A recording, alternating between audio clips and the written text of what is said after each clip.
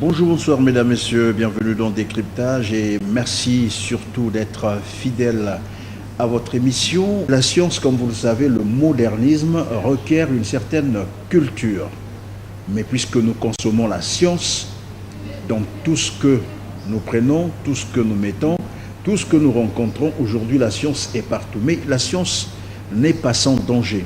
Voilà pourquoi nous nous sommes intéressés une fois de plus à la sécurité, notamment à la protection de l'environnement. Mais nous allons circonscrire notre question sur ce que l'on appelle des produits dangereux, parce qu'il y a beaucoup de produits. Est-ce que tous les produits sont dangereux? Est-ce qu'il y en a les moins dangereux, les plus dangereux? Mais alors ça, nous allons donc le découvrir avec David, qui est notre invité aujourd'hui. Bonsoir David. Bonsoir Christian. Le monde aujourd'hui est en train de parler de la protection de l'environnement. C'est un concept généralisé, mais nous avons dit que nous allons circonscrire la question au niveau des produits dangereux. Et tout à l'heure d'entrée de jeu, je me posais la question de savoir si tous les produits sont dangereux ou bien il y a des produits dangereux et les autres non. Tous les produits sont dangereux. Et ça va dépendre juste de la concentration et de la quantité que vous avez ingérée. Mais sinon que la plupart des produits qui subissent une transformation industrielle sont appelés produits dangereux d'office. Comme vous dites, de produits qui subissent la transformation industrielle, on fait allusion aux boîtes de conserve Lorsqu'on parle des produits qui ont subi des transformations naturelles, on parle en fait de tous les domaines en général. Aujourd'hui, vous savez qu'après la Deuxième Guerre mondiale, il y a eu pratiquement la course vers l'agriculture. Donc les grandes puissances ont voulu développer l'agriculture à un certain stade pour essayer de couvrir les besoins en alimentation, les besoins du monde entier. Et pour ce faire, donc, ils ont introduit la chimie dans l'agriculture, d'où nous avons l'apport des engrais, d'où nous avons l'apport des certaines formes de semences hybrides. Donc ils sont allés jusqu'à modifier certaines semences pour les rendre un peu plus agréables à l'œil nu, un peu plus agréables au goûter. Juste pourquoi? Parce que vous conviendrez avec moi qu'actuellement, le problème de l'alimentation devient un problème de goût. Et puisque ça devient un problème de goût, alors l'industriel aussi s'y est intéressé. Et d'où aujourd'hui, nous avons pratiquement, dans la plupart des cas, tout ce que nous consommons contient des produits chimiques. Nous utilisons les micros, le trépied, les habits que nous portons et les caméras, mais aussi ce que nous consommons. Alors, comme j'ai dit tout à l'heure, les produits, vous avez dit, à la question de savoir si tous les produits étaient dangereux, vous avez dit évidemment, tout produit qui a subi les transformations industrielles sont des produits dangereux. Mais alors, il doit y avoir naturellement une catégorisation. Exactement. Sur la dangerosité des produits. Nous allons parler d'une catégorisation dans le fait que vous avez certains produits qui sont classés comme carcinogènes. C'est des produits qui vont favoriser la formation d'une tumeur, qui vont favoriser la formation des cellules qui seront plus tard des cellules cancéreuses. Vous avez aussi des produits qui sont appelés des produits tératogènes. Alors ces produits-là, qu'est-ce qu'ils font? Les produits tératogènes, eux, ils influent sur la reproduction. Donc une fois exposé à ce genre de produits, vous allez voir que votre capacité à pouvoir vous reproduire sera plus ou moins affaiblie, plus ou moins complètement nulle, jusqu'à une certaine période. Mais il y a certaines expositions qui vous emmènent carrément à une stérilité permanente. Oui, mais ça, c'est les tératogènes. Lorsque vous parlez, est-ce qu'on peut être beaucoup plus pratique, c'est-à-dire en nous citant quelques produits quand même, parce que lorsqu'on dit les produits qui font ceci ou qui influent sur cela, il serait souhaitable qu'on sache quand même de quoi vous parlez. Est-ce que c'est des gaz? Est-ce que c'est des produits que nous consommons? Est-ce que c'est quoi exactement? Dans la catégorie des produits tératogènes, vous allez les trouver dans certaines formes d'emballage, dans certains produits qu'on utilise dans l'industrie pétrolière, ou dans l'industrie chimique vous allez trouver beaucoup de ces produits tératogènes. Mais je vais vous surprendre. Okay? Pourquoi? Parce que même en pharmacie, vous allez trouver certains produits qui ont des effets tératogènes. Et attendez, dans les pharmacies, parce que moi je suppose que qui dit pharmacie dit produit médical, mais comment ça? Tantôt, je crois que si vous vous rappelez, lors de notre première émission, je vous avais dit que tous les produits pharmaceutiques font partie des produits dangereux ou bien des produits chimiques. Pourquoi? Parce que aujourd'hui, lorsqu'on parle de la pharmacie, lorsqu'on parle des produits pharmaceutiques, ne croyez surtout pas que ce sont des produits naturels qu'on a eu à transformer pour avoir un comprimé. Mais c'est surtout des expériences de laboratoire. Okay? Des expériences de laboratoire et qui conduisent à la production de certains produits qui aura un effet sur un microbe. Donc, les produits pharmaceutiques font partie des produits dangereux. Donc, du coup, dans les pharmacies, vous allez trouver certains produits qui ont des effets tératogènes. D'où, vous regardez sur certaines notices ou sur certains emballages, on vous dit produits valables que sur ordonnance. Mais aujourd'hui, oui, il y a des produits comme ça, des catégories rouges, donc valables que sur ordonnance. Donc, ce n'est qu'une prescription d'un médecin qui peut vous donner autorisation d'aller acheter ce genre de produit. Alors, malheureusement, avec le phénomène de l'automédication, on s'expose de plus en plus à ce danger-là, c'est cela? Exactement. L'automédication, c'est un phénomène qui, au fur et à mesure, est en train de prendre de l'ampleur. Et on ne sait pas si réellement il y aura des mesures qui seront prises pour éradiquer ce phénomène. Mais déjà, il faudrait attaquer le problème à la source. C'est-à-dire, il faudrait que nos pharmaciens soient capables de respecter la catégorisation de certains produits. Pourquoi? Parce que dans les pharmacies, il y a certains produits, sans ordonnance, on ne peut pas vous le délivrer. Mais actuellement, comme le phénomène de pharmacie devient aussi un problème de commerce, il y a aussi la pharmacie de la rue. Bon, voilà, vous avez les pharmacies de la rue, vous avez ce phénomène dont je veux parler, c'est-à-dire que dès que vous arrivez avec votre argent, on ne veut pas vous laisser repartir, sinon que l'argent doit rentrer dans la caisse. Et peu importe si le produit il est sous prescription médicale, mais on va vous livrer le produit juste pourquoi? Parce que on veut, oui, on veut exactement, on veut faire du bénéfice. Donc vous avez ces produits tératogènes et vous avez aussi certains produits carcinogènes. Sur les produits carcinogènes, vous allez les trouver surtout dans les industries. La plupart des produits dont je parle, c'est souvent des produits utiles, très utiles, pour la transformation de certaines matières premières. Aujourd'hui, la vie moderne ne peut pas être possible sans pour autant côtoyer les produits chimiques. On est obligé de côtoyer les produits chimiques à longueur de journée pour bien vivre votre vie moderne, pour bien vous habiller, pour bien manger, pour bien jouir de la modernité. Vous devez passer par la chimie. Mais sauf qu'il faudrait avoir une certaine connaissance pour essayer je dirais, de balancer pour que les produits chimiques ne puissent pas nuire à votre santé. Pourquoi? Parce que lorsqu'ils sont mal contrôlés, alors c'est là où ils se libèrent et ils nuisent à votre santé. Je souhaiterais qu'on revienne un peu sur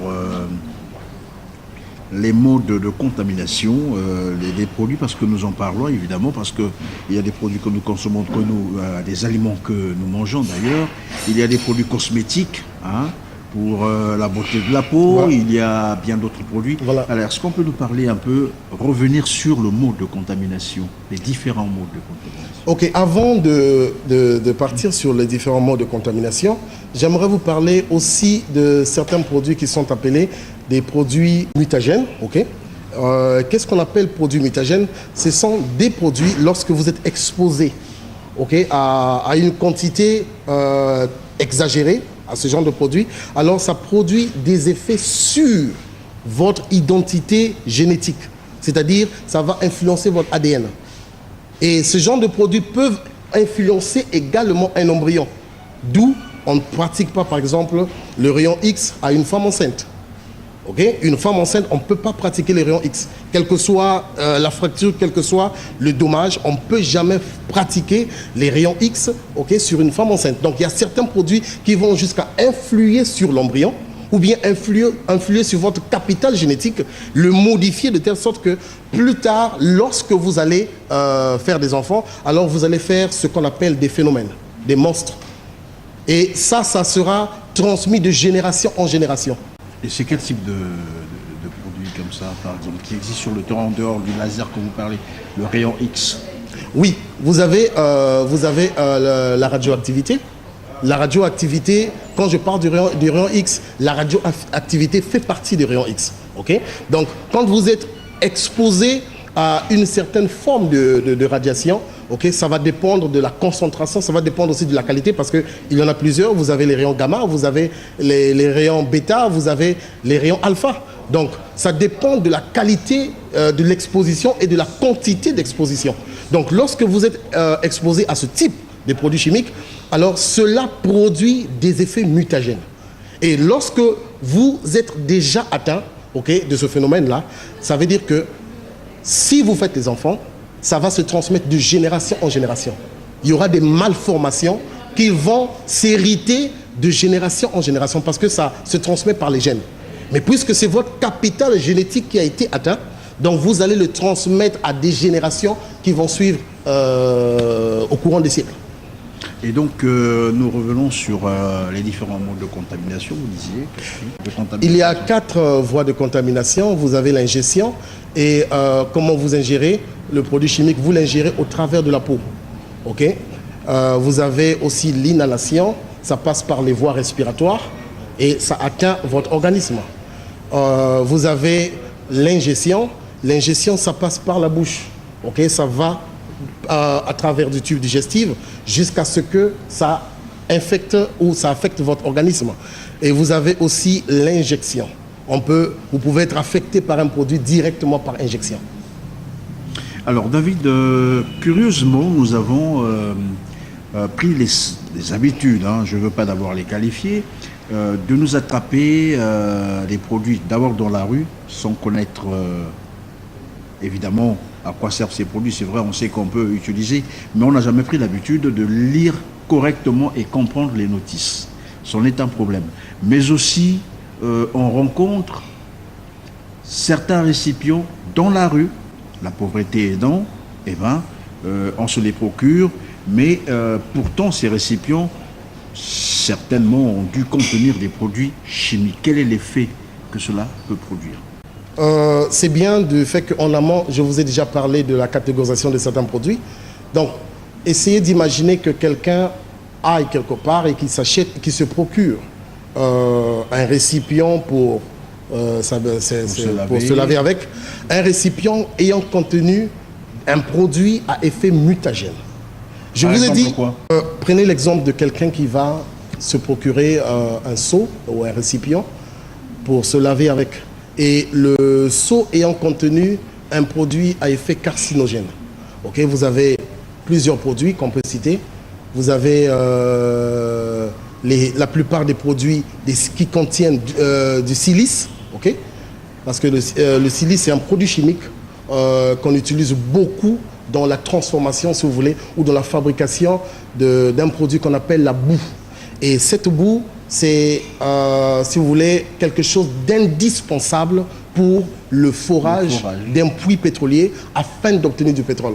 Alors, pour obtenir de la boue de qualité, vous avez besoin de beaucoup de produits chimiques et de différentes sortes. Vous aurez surtout besoin de certains produits carbonates qui contiennent de la silice. Et ce genre de produits, ils ont des effets carcinogènes. Okay?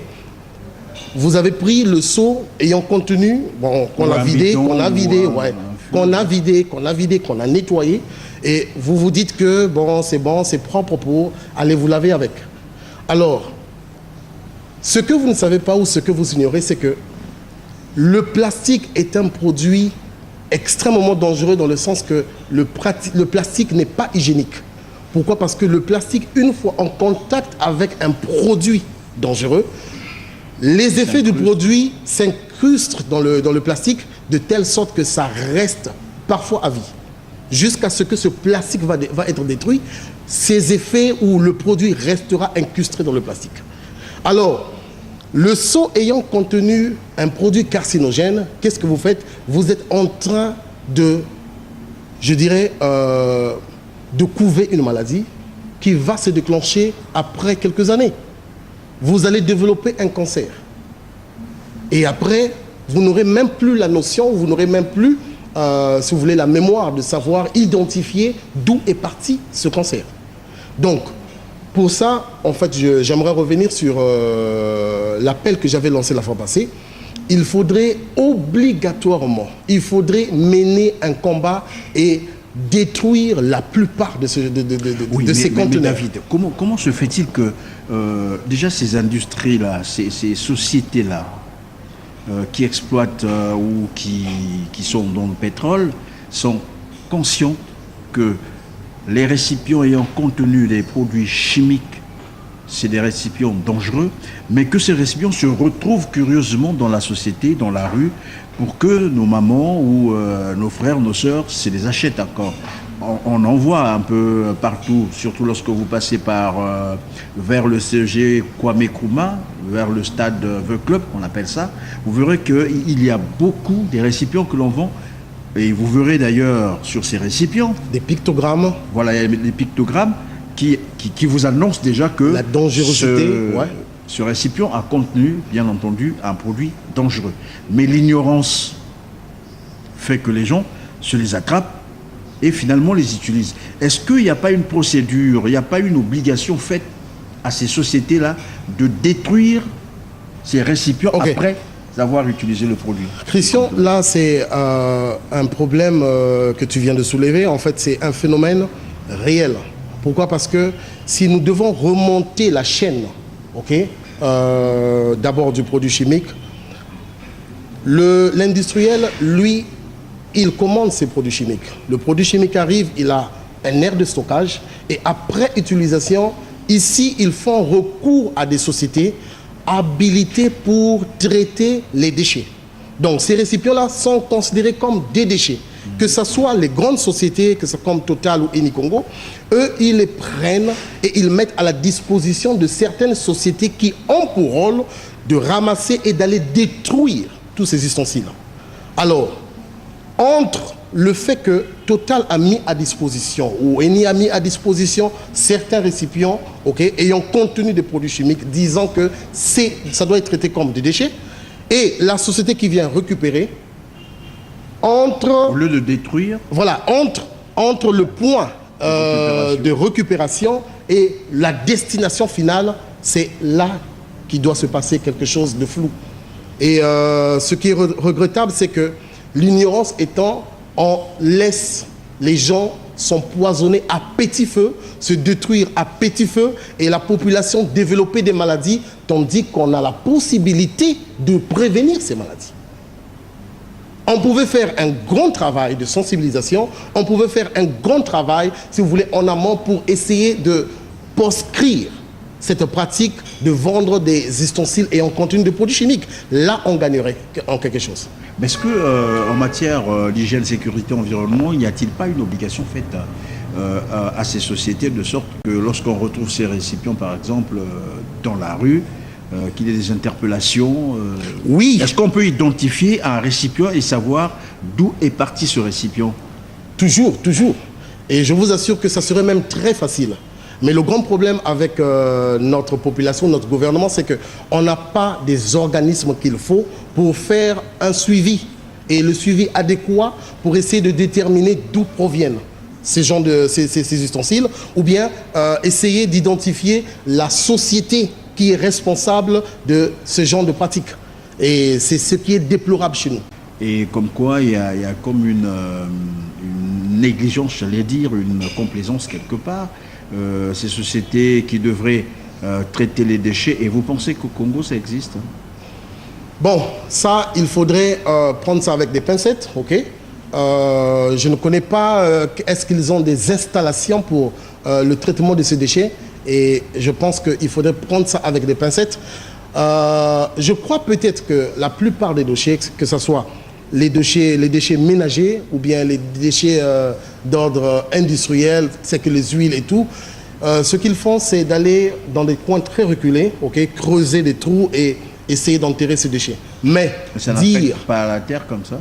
Ça va affecter la terre, je dirais, plus ou moins, mais sauf que même en Europe, c'est comme ça que certains déchets sont traités. C'est-à-dire, on fait un certain tri.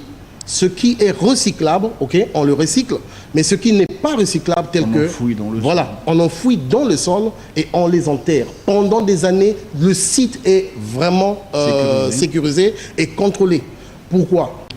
Avant même d'arriver sur le fait de créer un site de déversement des déchets, qu'est-ce qu'ils font en amont? Ils créent, c'est vrai, des grandes crevasses, mais sauf que la crevasse est dallée. La crevasse est dallée de telle sorte qu'il y a des canalisations souterraines, pour faire de telle sorte que toutefois qu'il y aura pluie et toutefois que l'eau va traverser cette couche, que cette eau qui va être contaminée par ces produits ne puisse pas tomber dans la nappe phréatique. Donc ils font des études, ils font des constructions en béton pour éviter que cette eau-là puisse arriver jusqu'à la nappe phréatique. Donc l'eau est récupérée par un jeu de canalisation, l'eau est récupérée et l'eau est traitée avant d'être déversée ou renvoyée dans la nature. Mais chez nous, je ne crois pas qu'ils puissent avoir toutes ces installations pour bien traiter les déchets, je ne crois pas. Alors, qu'est-ce qu'on pourrait conseiller donc à ceux qui nous suivent pour notamment une bonne utilisation des produits que nous avons au quotidien? Que doivent-ils faire? Bon, s'il faut parler des produits au quotidien, Christian, je dirais consulter les techniciens, consulter les sachants, ou lire. Est-ce qu'en lisant une notice, on peut aussi se retrouver? Exactement. C'est-à-dire, je plaisantais un jour avec un ami qui me disait que le mal du Congolais, c'est de ne jamais lire les instructions. Il suffit juste que vous puissiez mettre une instruction quelque part. Si vous voulez que le Congolais soit avisé, mettez soit en image, mais quand vous mettez des écrits, le Congolais a une paresse de vouloir lire. Or, le droit à l'information veut que celui ou l'industriel qui fabrique un produit, qui met à la disposition de la population ou qui met à la disposition des consommateurs, puisse l'accompagner avec, si vous voulez, une fiche de données de sécurité. Et cette fiche-là va servir aux consommateurs de savoir les effets, de connaître, si vous voulez, les ingrédients qui sont contenus dans ce produit. Pourquoi? Parce que vous êtes sans ignorer qu'il y a aussi le phénomène des allergies qui existent. Donc, il faut informer le consommateur. Au cas où le consommateur n'est pas informé et qu'il arrive à consommer un certain produit qui n'est pas accompagné d'une certaine fiche technique, le consommateur, là, a le droit de poursuivre le fabricant. Il a le droit de poursuivre le fabricant et lui dire que tu ne m'avais pas informé sur tel danger et tel danger. Ou bien s'il arrivait que le consommateur arrivait à décéder, ses parents peuvent poursuivre l'industriel, question de demander des compensations financières. Alors, qu'est-ce que vous pensez donc de nos mamans qui font des petits jardins, question de survivre, mais qui font usage évidemment des produits chimiques, notamment les engrais? Christian, je vous dirais que ça c'est un phénomène. Je ne sais pas si on pourra un jour arriver à proscrire ou bien à mettre fin à ce phénomène. Je ne crois pas. Pourquoi? Parce que ça va depuis de l'autre côté. En Europe, vous voyez, il y a un phénomène qui bat le plein. C'est le phénomène de consommateurs bio. Aujourd'hui, lorsque vous allez dans des supermarchés, on vous dit ça c'est le rayon bio. Et vous allez voir que les produits bio coûtent un peu plus cher que les produits normaux. Pourquoi? Parce que les produits bio sont censés être des produits n'ayant pas contenu des engrais ou bien, si vous voulez, une masse de certains produits chimiques. Des produits qu'on a... Voilà, les conservateurs, les colorants et toutes ces choses. Et vous allez voir que actuellement, quand on parle de la consommation actuelle fait que de la boisson à votre alimentation, tout est chimique. Vous allez me dire, mais comment Ça veut dire que nous consommons de la chimie. Exactement, exactement.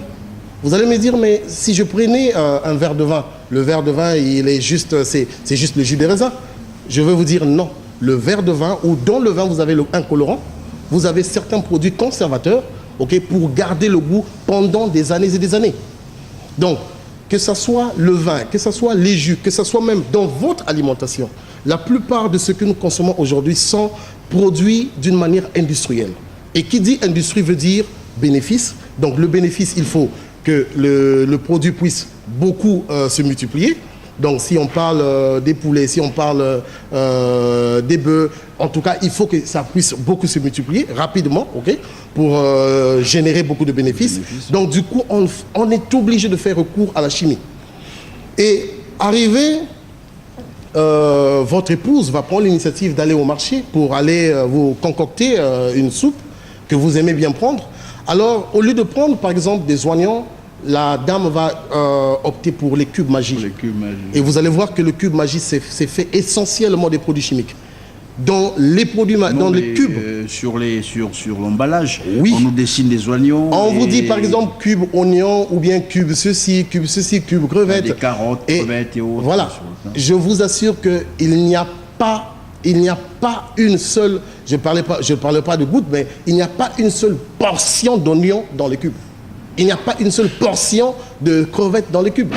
Tout est chimique. Comment cela est possible? En fait, cela est possible d'autant plus qu'actuellement, le problème de goût est devenu un problème industriel. Okay? Donc, qui dit goût dit industriel. Ça veut dire que le goût est travaillé dans les laboratoires. On veut produire certaines substances. Okay? Oui, certaines substances qui, additionnées à des aliments, vont produire un goût extraordinaire. Ça va, si vous voulez, régaler le palais, comme on le dit souvent. Mais je vous assure qu'actuellement, tout devient chimique. Que ce soit vos condiments, que ce soit, on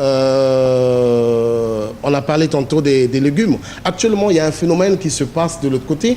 Il y a l'agriculture que pratiquent actuellement les Chinois.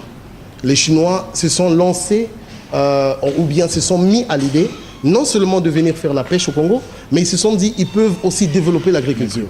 Et actuellement, vous partez au marché, vous allez acheter des poivrons, vous allez acheter des ciboules, vous allez acheter tous ces condiments-là, mais produits par des Chinois. Et pensez-vous vraiment qu'il y a des mesures, ou bien il y a des institutions qui contrôlent l'utilisation de certains, parce qu'il y a certains engrais chimiques qui sont proscrits. Hein. Il y a certains engrais chimiques qu'on n'utilise plus, qui sont interdits en Europe. Pourquoi? Parce qu'on a... Mais qu'on peut utiliser chez nous parce qu'il n'y a pas de laboratoire. Exactement. Parce que chez nous, il n'y a pas non seulement de laboratoire, mais il n'y a pas, si vous voulez, des institutions prévues pour aller contrôler ou bien, si vous voulez, pour filtrer les produits chimiques qui rentrent dans le pays.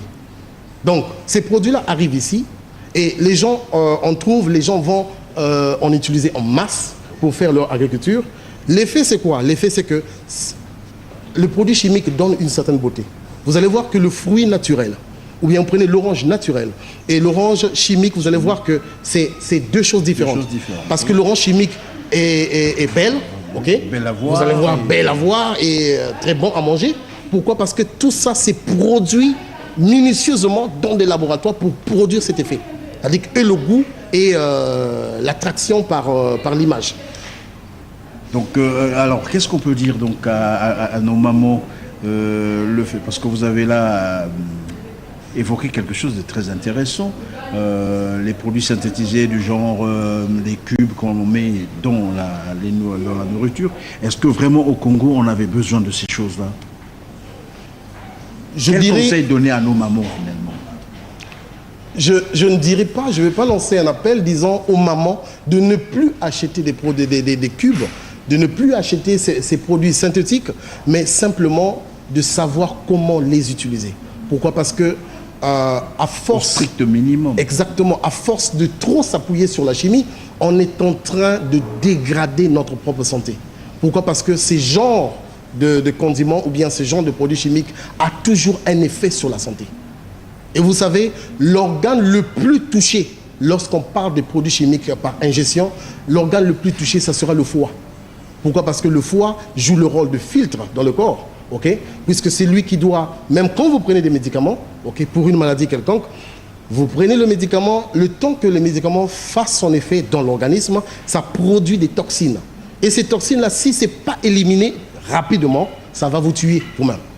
Donc le foie, qu'est-ce qu'il fait? Il filtre tout ce qui n'est plus utile et il les élimine par les voies urinaires. Alors, vous mettez votre foie à rude épreuve. Surtout par exemple pour ceux qui consomment l'alcool à outrance. Vous connaissez le phénomène de la cirrhose de foie. Okay? La cirrhose de foie, c'est, je dirais, un foie gangréné qui n'arrive plus à fonctionner et un foie complètement malade, complètement affecté par la maladie. En fait, le rôle du foie, c'est de détruire les substances chimiques afin de vous garder en bonne santé ou bien afin de purifier votre système sanguin. Okay? Mais lorsque ces produits chimiques viennent d'une manière régulière, okay, c'est le foie qui subit. Le foie va fonctionner pendant un certain temps, mais lorsque vous le mettez à rude épreuve, vous le sollicitez tellement trop, qu'est-ce que le foie finira par faire? Il finira par céder. Et quand le foie finit par céder, vous avez ce phénomène d'intoxication, vous avez le phénomène de cirrhose de foie, ou bien ça peut aussi entraîner certains problèmes d'insuffisance rénale. Et ça, c'est des maladies, je dirais des maladies du développement. Pourquoi? Parce qu'il y a certaines maladies du développement. Vous allez me dire quelles sont ces maladies. Tout ce qu'on appelle maladies cardiovasculaires, ce sont des maladies qui nous sont... qui nous ont été transmis avec le modernisme. Pourquoi? Parce que les enquêtes révèlent qu'avant la Deuxième Guerre mondiale, avant la Deuxième Guerre mondiale, ces maladies existaient, mais c'était des rares cas. Mais juste après la Deuxième Guerre mondiale et après le phénomène de l'agriculture industrielle, alors on a vu la montée de ces maladies. Actuellement, par exemple, dans un pays comme l'Allemagne, vous avez 40% des décès qui sont dus au cancer. C'est criard. 40% de décès qui sont dus au cancer. C'est quoi? C'est l'alimentation, c'est quoi? C'est l'environnement, c'est le modernisme qui nous apporte ces maladies. Et vous allez voir certaines personnes qui vont vous dire, non, moi je ne mange pas les poules ou bien les poulets naturels. Moi je préfère quelque chose que je paye à la boucherie. Okay? Mais comprenez, c'est vraiment un problème d'ignorance. Pourquoi? Parce que le vrai poulet, c'est le poulet naturel. Mais ce qui est industriel, ce qui a été transformé, contient des vaccins, contient certains produits qui restent encore actifs. Même quand le poulet a été transformé, il reste encore actif. Et quand même ce poulet-là vous est servi dans l'assiette, sur votre table, il y a certains produits qui restent encore actifs. Et qui vont agir dans le corps. Et qui vont agir dans le corps, évidemment. Alors, comme quoi il faut revisiter, sinon revoir notre mode de consommation, mais c'est là toute la difficulté, puisque dans la plupart des cas, les produits consommés chez nous sont des produits importés. Est-ce qu'il y a un conseil à donner? Dans une telle circonstance, on fait quoi? Le conseil, je dirais que vous devez faire la différence entre les nations industrialisées ou les nations développées et une nation comme le Congo. Nous sommes, je pourrais dire, en voie de développement, donc nous avons encore beaucoup de choses à faire. Déjà, le système sanitaire est un système complètement à terre. Okay? Pourquoi je le dis? Parce que vous allez voir que en Europe, par exemple, depuis votre bas âge, vous avez un médecin qui vous suit. Et ce médecin connaît l'historique de vos pathologies. De telle sorte qu'au fur et à mesure, dès que vous allez, on sait que ce monsieur est allergique à tel produit. Donc le médecin connaît exactement ce qu'il faut prescrire. Pourquoi? Parce qu'il a vraiment l'historique de vos maladies. Alors, actuellement, ici au Congo, on n'a pas ce phénomène. Enfin, on n'a pas ce luxe. Ça va arriver, oui. On n'a pas encore ce luxe. Donc, ce qui fait que le système sanitaire là-bas est très avancé, de telle sorte que ce soit la consommation, que ce soit les maladies que vous allez développer, au fur et à mesure, il y a un suivi minutieux, un suivi vraiment à la loupe. Et c'est le seul médecin qui vous accompagne jusqu'à un certain âge. Et dès lors que ce médecin arrive à décéder, okay, il laisse des notes, il laisse des fichiers qui sont informatisés. De telle sorte que n'importe quel médecin, lorsqu'il arrive, il regarde d'abord l'historique et connaît qu'est-ce qu'il faut prescrire et qu'est-ce qu'il ne faut pas prescrire. Or, chez nous, qu'est-ce qui se passe? Chez nous, nous avons encore, si vous voulez, vraiment une montagne à surmonter. Ok, nous sommes encore très loin de cette réalité. Alors, étant très loin de cette réalité, on veut vite embrasser le modernisme. On voit le phénomène aujourd'hui de la... le modernisme s'impose à nous. Le modernisme s'impose, c'est vrai. Le modernisme s'impose, mais il faudrait, si vous voulez, consommer ce modernisme-là avec modération, ok, et avec, c'est-à-dire en prenant compte des réalités que nous avons ici. Vous n'allez pas vous comparer à quelqu'un qui vit en Europe, ok, qui consomme régulièrement ce genre de produits et qui est suivi, je dirais bien suivi par un médecin. Et vous n'allez pas comparer ces réalités-là avec notre réalité à nous. Nous, on consomme, okay. alors nous, on consomme, on n'a pas de médecins privés, on n'a pas de médecins qui peuvent faire le suivi, ok, de votre santé au fil des années. Okay, il y a déjà cette différence-là qu'il faut faire. Regardez par exemple ce phénomène, le phénomène qu'on parle aujourd'hui des maladies cardiovasculaires et des accidents vasculaires qu'on appelle AVC. Ok, vous allez voir que si nous remontions dans le passé, au Congo, c'était peut-être des cas ou bien disons presque ça n'existait pas. Mais ce sont des maladies qui viennent avec le modernisme. De plus en plus maintenant, ouais. Exactement, avec le modernisme, la consommation actuelle, c'est ce qui, si vous voulez, entraîne ou emmène ou bien fragilise la santé et favorise le développement de toutes ces maladies. Okay? Donc quand on parle de AVC ou bien de toutes ces maladies, ça vient avec le modernisme. Maintenant, si aujourd'hui les parents nous diront que nous avons consommé ces genres de produits et que nous avons vieilli, nous avons passé pratiquement toute notre jeunesse en consommant ces produits, exactement. Mais vous allez voir que on détermine les effets d'un produit chimique sur un organisme selon deux facteurs. Vous avez, d'un côté, vous avez la concentration, c'est-à-dire, là, on va parler de quantité, et vous avez de l'autre côté la fréquence, on va parler de la régularité. Donc, il y a quantité et régularité qui vont déterminer, okay, l'atteinte ou bien, si vous voulez, la manière dont ces produits vont interagir dans votre organisme. Peut-être que vous aviez quelque chose à dire ou une question que vous auriez attendue mais qui n'a pas été posée. Oui, j'en profite pour donner un petit exemple sur un événement qui s'est passé en France. Il y a eu un enfant, un garçon de 10 ans qui a perdu la vie, okay, juste parce qu'il avait consommé ce qu'on appelle le Coca-Cola Light, okay, plus... donc juste après la consommation du Coca-Cola Light, il a pris un bonbon qu'on appelle le menthol. Aujourd'hui, ils ont organisé, et il y a même des vidéos pour ça, je pense que je pourrais vous passer la vidéo. Vous prenez le Coca-Cola Light, vous prenez le bonbon Light, il y a un effet époustouflant, c'est comme de la soude. Okay? Parce que ça réagit aussitôt au contact du menthol. Dès que vous mettez le menthol, vous allez voir que ça va dégueuler. Donc, le jeune homme avait consommé le Coca-Cola Light et par la suite, il avait pris son bonbon. Alors, le ventre ou l'estomac a commencé à gonfler jusqu'à ce que le temps qu'ils sont arrivés à l'hôpital, ils n'ont pas pu, sinon que l'estomac s'est éclaté à l'intérieur. Donc, le jeune homme était décédé. Ça, c'est un fait isolé. Vous allez me dire, mais pourquoi on n'interdit pas la consommation du Coca-Cola Light? Je dirais... Aujourd'hui, mener la guerre à ces industriels-là, ce n'est pas chose facile. Okay? Parce que ce sont des multimilliardaires.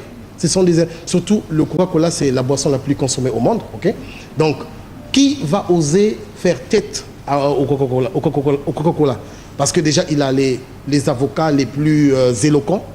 Il a pratiquement toute une batterie de défense que vous ne pourrez même pas atteindre. Bien voilà, j'espère que chacun tirera des leçons sur cet entretien, mais en fait, dans tous les cas, c'est faire la synthèse de tout ce qui a été dit et savoir désormais se comporter devant le modernisme. Savoir que les produits que nous consommons ne sont pas sans effet, dans tous les cas. Oui, ça nous procure quelque chose de bien, des bonnes sensations d'ailleurs, des bons goûts, comme on l'a dit tout à l'heure, et ça nous permet un peu de survivre, sinon de vivre, j'allais dire, mais il faut un suivi médical. Or, la question reste entière sur le suivi médical. Combien des Congolais sont suivis médicalement? À cette question, je vous laisse répondre vous-même, sinon vous dire, désormais, consommez avec modération, sinon je vous conseillerais de consommer bio. Merci à vous qui nous avez suivis. J'ai bénéficié donc du concours de Dimitrov Bassanti qui était à la caméra. Quant à moi, je vous dis à la prochaine fois.